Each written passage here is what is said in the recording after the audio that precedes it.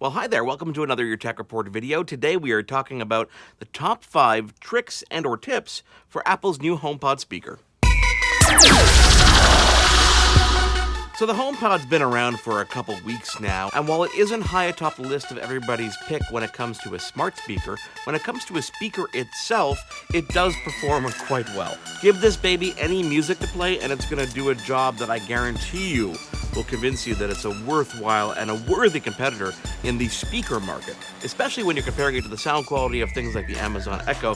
And let's not forget, this is almost 3.5 times the price of that Echo speaker.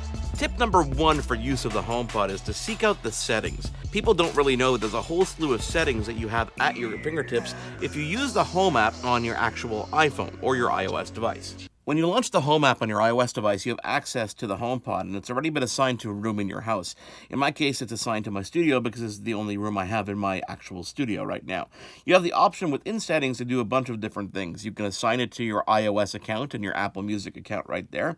You can do things like allow explicit content, something you may want to pay attention to, especially if you have kids around the speaker. You can do things like sound check, use your listening history, and you can customize a whole slew of features that are linked to how you actually use the speaker in terms of things like location devices, accessibility, etc., etc. So do explore the settings app because this is really a good central point for you to control the settings of your smart speaker. Number 2 HomePod tip is to bypass Siri entirely. You actually don't have to say, "Hey Siri, play something," if you want to call upon the speaker. You could, of course, it works well. But what happens if you've got a sore throat or you don't necessarily actually just want to yell at your speaker? Well, dive into your actual phone and you can use AirPlay to stream any kind of audio or video to your actual smart speaker. Here's an example of in the Music app itself. All you got to do is hit the AirPlay icon on the bottom and choose your speaker from the list of AirPlay devices, and that song or audio from that video perhaps will actually start playing on your smart speaker.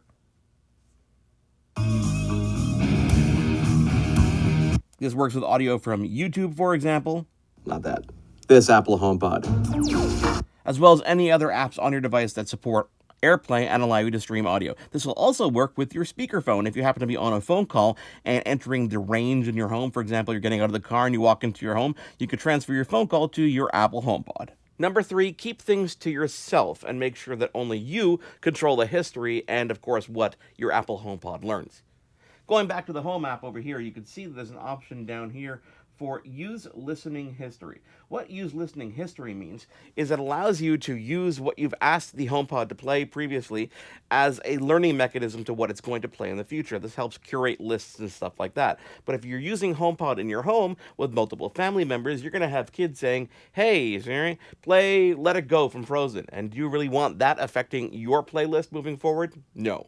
So turn off Use Listening History, and it won't account for that history on your HomePod in your Apple curated music. It will still learn from your device itself, so don't worry, it's going to customize its listening preferences, but it's not going to account for everybody else who may use that HomePod at home.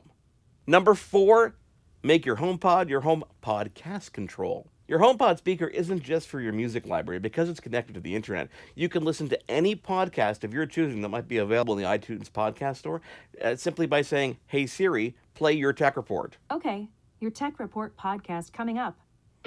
Welcome back to Your Tech Report.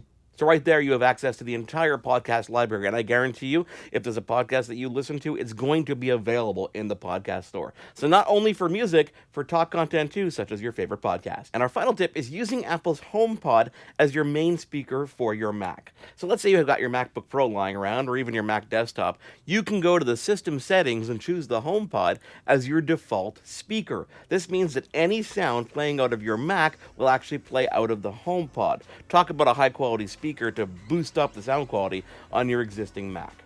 There's lots of cool tips and tricks and things that we're going to learn about the HomePod as we experience it. There's ways to play DJ and have your friends play DJ when they come over. There's, of course, that speakerphone used for the HomePod. Let us know what you might have found in the comments below. Don't forget to give us a thumbs up if you like this video, and subscribe to the channel if you're not already subscribed. What are you doing? Subscribe. Hit that button over there and hit that notification bell so you know when we have a new video. Until next time, we will see you on the next video.